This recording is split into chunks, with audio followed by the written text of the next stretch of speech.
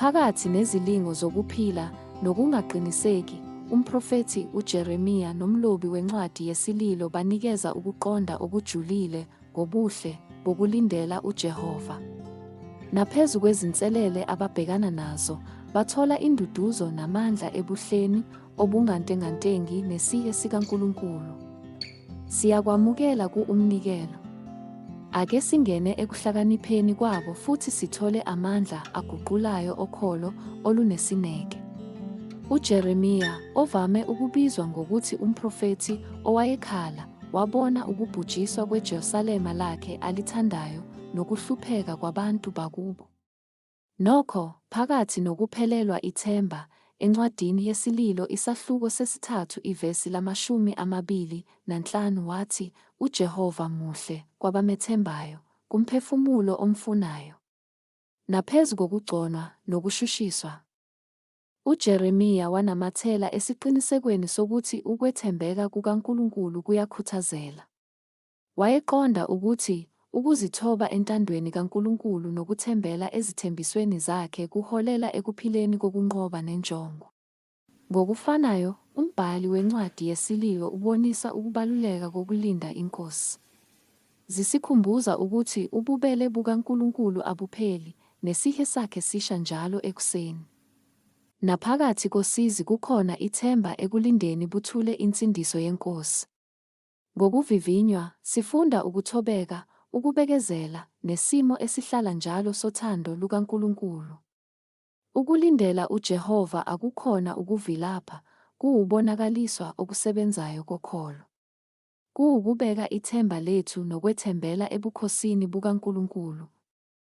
Ngisho nalapho izimo zibonakala zifiphele. Nakuba ukulinda kungase kube nzima futhi kugcwale ukungaqiniseki, kuyithuba lokukhula ngokomoya kanye noshintsho. Ezikhathini zethu zokulila nokulinda, sikhulula ukulawula futhi sizinikele ohlelweni lukaNkulunkulu, sazi ukuthi usebenzela zonke izinto ukuze kuzuze thina. Ngaphezu kwalokho, isililo sivuma ukuba ngokoqobo kokuhlupheka kuyilapho samukela ithemba lokubuyiselwa esikhathini esizayo. Naphezu kobuhlungu, simemezela ngokudelela ukuthi ukuhlupheka akunalo izwi lokugcina. Njengoba nje uJeremiya nomlobi wencwadi yesililo babekulindele ngabomvu ukungenela kukaNkulunkulu kozwela, nathi silindele usuku lapho zonke izinto ziyolungiswa khona. Ukukhala kwethu kuba ubufakazi bokholo, obukhomba ekunqobeni okuzayo lapho izinyembezi zonke ziyosulwa. Masikhuleke. Baba osezulwini, phakathi kokulinda nokulila, sithola induduzo ebuhleni bakho obungantengantengi kanye nothando olungaguquki. Sifundise ukuthembela esikhathini sakho futhi silinde ngesineke insindiso yakho. Kwangathi izinhliziyo zethu zingagcwala ithemba njengoba silindele ukugcwaliseka kwezithembiso zakho. Ngegama likaJesu, amen.